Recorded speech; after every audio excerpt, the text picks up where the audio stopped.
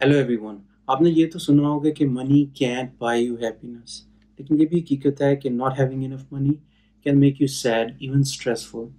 कुछ लोग पैसे कमाने के लिए अपना कॉलेज कंप्लीट करते हैं, उसके बाद यूनिवर्सिटी में जाते हैं, अच्छी डिग्री लेते हैं और जॉब की तरफ चले जाते हैं ताकि पैसे कमा सकें। जो दूसरे लोग हैं वो इतना ज़्यादा पढ़ते नहीं हैं या बिल्कुल नहीं पढ़ते और बिजनेस में चले जाते हैं। लेकिन इन दोनों चीज़ों की यानी जॉब की और बिजनेस की कुछ लिमिटेशंस हैं पैसे कमाने के हवाले से, जो जब मैं छोटा था तो मुझे किसी ने नहीं बताई। छोटा मतलब जब मैंने जॉब शुरू की थी 22-23 साल की उम्र में बैचलर्स कंप्लीट करके, और पिछले 2-3 साल में कुछ चीज़ें मुझे रियलाइज़ हुई, कुछ बुक्स पढ़ के और कुछ लोगों से बात करके, तो मैंने सोचा कि आपके साथ वो शेयर की जाएं। अम, तो आप टेंशन ना लें, आपको वो चीज़ें पता लग जाएंगी जो मुझे नहीं पता थी। You just have to watch this video.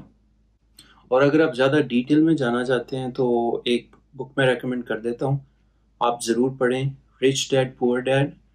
बड़ी बेसिक छोटी सी किताब है। आप कुछ दिनों में ख़त्म कर सकते हैं, लेकिन बहुत इंफॉर्मेटिव है, at least on the beginner level. तो I highly recommend this book. आप ये बुक ज़रूर पढ़िएगा। जो जॉब और बिजनेस हैं उनके अपने एडवांटेजेस हैं और डिसएडवांटेजेस हैं। अगर आप मेरी पहले वीडियो देखते रहे हैं, I am highly in favour of doing a degree और उसके बाद जॉब करने के। क्योंकि इसका फ़ायदा ये है कि जब आप एक अच्छी डिग्री करके जॉब करना शुरू करते हैं तो आपके पास एक डिपेंडेबल सोर्स ऑफ इनकम आ जाता है।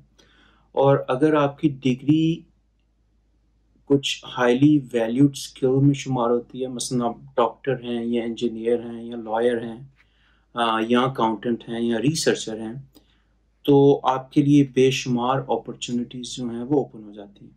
आप दुनिया में कहीं पे भी काम कर सकते हैं।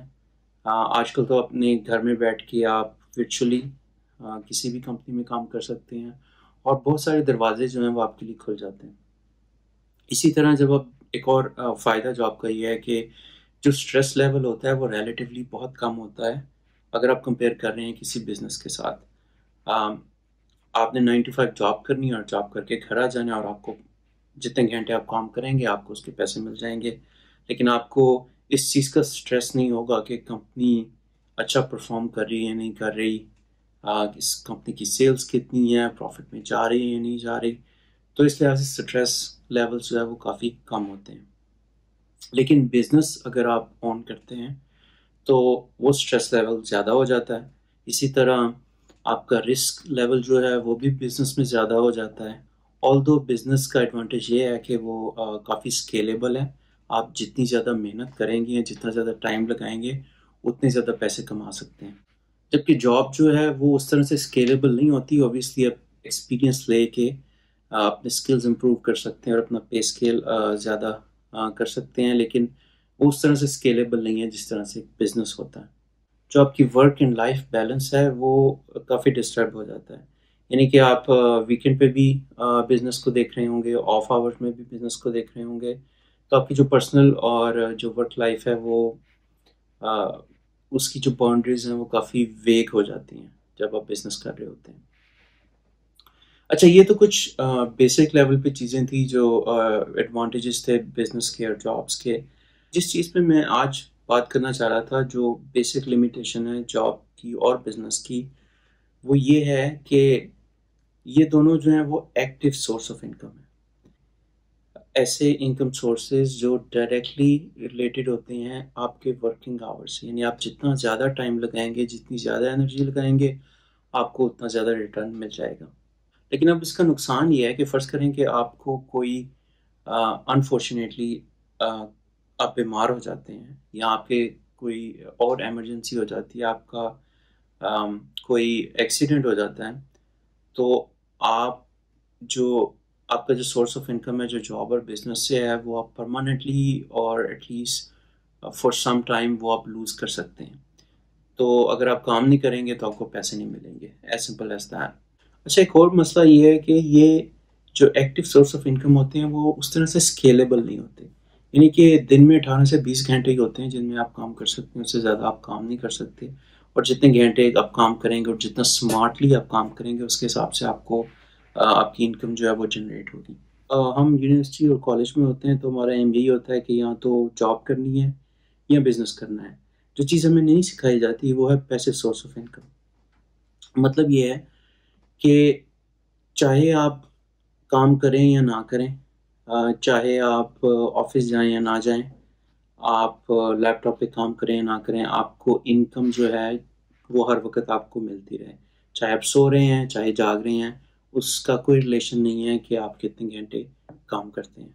मिसाल के तौर पे कुछ जो स्टॉक्स होती हैं वो आपको डिविडेंड पे करती हैं। तो आप स्टॉक्स बाई करते हैं, वो आपको 3%, 4% या 5% डिविडेंड जो है वो हर कुछ अरसे बाद दे देती हैं। उसमें अगेन आपको पैसे इन्वेस्ट करने पड़ते हैं, लेकिन उसमें आपकी कोई फिजिकल इनपुट नहीं होती। इसी तरह से जो सेविंग अकाउंट्स हैं, अगर जिनमें परसेंटेज ऑफ प्रॉफिट बहुत कम होती है, लेकिन फिर भी they are a passive source of income. इसके अलावा अगर आप कोई ऐसा बिजनेस ओन करते हैं जिसमें आपको एक्टिवली जाके चीज़ें मैनेज ना करनी पड़े, या आप कोई मैनेजर हायर कर लेते हैं, तो वो भी एक पैसिव सोर्स ऑफ इनकम बन जाता है। और इसमें एक बड़ा सोर्स है real estate, which is my favourite. I own some real estate, और मेरे ख्याल से जो सबसे ज़्यादा रिटर्न आपको मिल सकता है पैसिव सोर्स ऑफ इनकम के साथ विद मिनिमम रिस्क, वो शायद रियल एस्टेट है, से शायद बेहतर कोई और ऑप्शन नहीं है। तो एक्टिव इनकम में आप अपना टाइम जो है वो दे के प्रॉफिट ले रहे होते हैं। पैसिव इनकम में आप अपने पैसों को इन्वेस्ट करके उनसे मज़ीद इनकम जनरेट कर रहे होते हैं। मिसाल ले लीजिए कि आपने 1 लाख रुपए इन्वेस्ट किया और आपको 10% जो है उस पर प्रॉफिट मिल गया 1 साल के बाद, तो आपके पास 1,10,000 रुपये हो जाएंगे। वो आप दोबारा इन्वेस्ट कर दें तो उसको आप उस पर आपको 10% और प्रॉफिट मिल जाएगा। So you keep on growing. जो चीज़ मैंने सीखी है अपने कैरियर में अभी तक, अपनी अपनी ज़िंदगी में, वो ये है कि जब तक आप एनर्जेटिक हैं, जब तक आप काम कर सकते हैं, यानी 20 से 40 साल की उम्र के बीच में आप जितने पैसे बना सकते हैं बनाएं, लेकिन उन पैसों को लायबिलिटीज़ पे खर्च ना करें जिन पे आपको मज़ीद उनको मेंटेन करने के लिए मज़ीद पैसे लगाने पड़े। उसकी बजाय आप एसेट खरीदें, पैसिव सोर्सेज ऑफ इनकम, जिससे आपको इनकम जनरेट हो। मिसाल के तौर पे एक अच्छी महंगी गाड़ी जो है वो एक लायबिलिटी है जिसमें आपको हर माह ना सिर्फ उसकी लीज देनी पड़ेगी बल्कि उसकी मेंटेनेंस पे भी पैसे खर्चने पड़ेंगे। उसके ऑपोजिट अगर आप कोई एसेट ले लेते हैं, जैसे आप कुछ कोई रियल स्टेट में इन्वेस्टमेंट करते हैं, कोई घर ले लेते हैं, उसको रेंट पे दे देते हैं, तो उस एसेट से जो आपको इनकम आएगी उसको आप दोबारा इन्वेस्ट भी कर सकते हैं, और अगर आप चाहें तो आप कहीं और पे कहीं और खर्चना चाहते हैं तो वो भी कर सकते हैं। Up to you. यहाँ पे जो गोल है वो ये है कि जो आपकी पैसिव इनकम है, आप इतने एसेट बना लें कि वो बराबर हो जाए आपके खर्चों के। तो at that point you become financially independent. मतलब ये है कि आपको कोई ज़रूरत नहीं रहती कि आप 9 to 5 जॉब करें।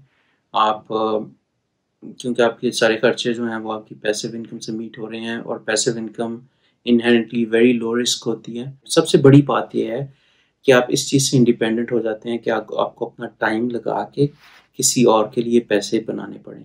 उसके बजाय आप अपना टाइम फैमिली में दे सकते हैं, आप अपना अपना स्टार्टअप कर सकते हैं, अपना बिजनेस ग्रो कर सकते हैं, व्हाटएवर यू लाइक। मुझे अंदाज़ा है कि बहुत सारी चीज़ें इस वीडियो में ऐसी हैं जो में आपके कई सारे क्वेश्चंस होंगे, तो आगे जाके भी मज़ीद वीडियो करेंगे इस टॉपिक पे। अभी के लिए इतना ही। See you in the next video.